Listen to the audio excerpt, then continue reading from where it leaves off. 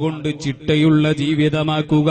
കൂടെ ഹബീബ് സയ്യിദുനാ റസൂലുള്ളാഹി സ്വല്ലല്ലാഹു അലൈഹി വസല്ലമ തങ്ങളെ ആത്മാർത്ഥമായി മഹബ്ബത്ത് വെക്കുക.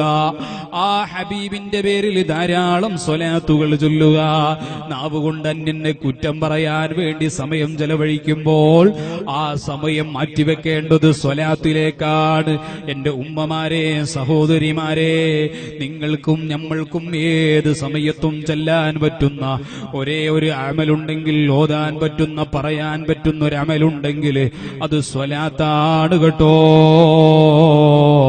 ഒരാള് കാണാൻ വേണ്ടി സ്വലാത്ത് ചൊല്ലിയാലും ഹബീബായ തങ്ങളെടുക്കലെത്തുന്നതാണ്.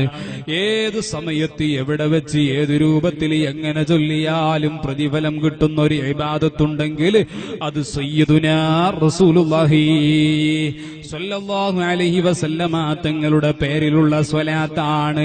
ആ സ്വലാത്ത് ചൊല്ലി ഹബീബിനോടൊരു ബന്ധം സ്ഥാപിച്ചാൽ ഹബീബായ തങ്ങൾ പറഞ്ഞില്ലേ, അതാ അൽമർഉ മഅമൻ അഹബ്ബ, നിങ്ങൾ ആരെയാണോ സ്നേഹിക്കുന്നത് അവരോടുകൂടെ നിങ്ങളുണ്ടാകുമെന്ന് ഹബീബായ തങ്ങൾ പറയുമ്പോൾ ആ തങ്ങൾ പറഞ്ഞത് മനസ്സിലാക്കി ആ തങ്ങളെ മഹബ്ബത്ത് വെച്ചാൽ, ആ തങ്ങളുടെ പിൻഗാമികളായ സ്വഹാബിനെ മഹബ്ബത്ത് വെച്ചാൽ, അവിടുത്തെ കുടുംബത്തെ മഹബ്ബത്ത് വെച്ചാൽ, അവിടുത്തെ ഇൽമുമായി ബന്ധപ്പെട്ട് ജീവിക്കുന്ന ആലിമീങ്ങളെ മഹബ്ബത്ത് വെച്ചാൽ, ഒരാലിമിനെയും കുറ്റം പറയാൻ നിൽക്കേണ്ട.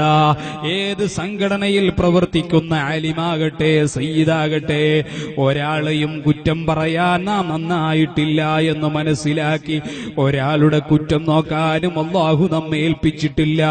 സ്വന്തം കുറ്റങ്ങൾ കണ്ടറിഞ്ഞ് തിരുത്തി നന്നാവാൻ വേണ്ടിയാണ് എല്ലാവരും ശ്രമിക്കേണ്ടത്. അതുകൊണ്ട് ആ ഹബീബായ തങ്ങളെ മഹബ്ബത്ത് വെച്ച് ആ തങ്ങളോടുകൂടി ജീവിതം ലഭിക്കണമെന്ന നീയത്ത് വെച്ചുകൊണ്ട് എന്റെ സഹോദരന്മാരെ സ്വലാത്തു ചൊല്ലിക്കോ.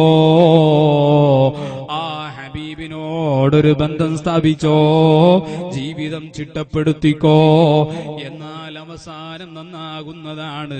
അല്ലാഹു സുബ്ഹാനഹു വ തആല നമ്മുടെ അവസാനം നന്നാക്കി തരട്ടെ.